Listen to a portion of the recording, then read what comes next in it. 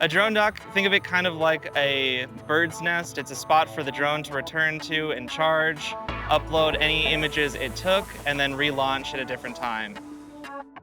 This allows us to have a lot of information about our system. We can rapid respond to outages. So say at 1 in the morning, a line goes out because of a tree fall or a bird strike.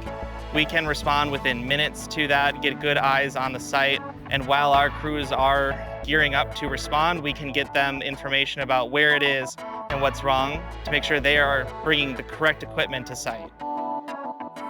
In an outage, every minute counts. It could be something like a hospital is currently on backup generators. It could be a person at home who is trying to figure out why their lights are not turning on or whether or not their food is spoiling in the fridge. This allows us to be quicker on our response time without increasing the costs to do that.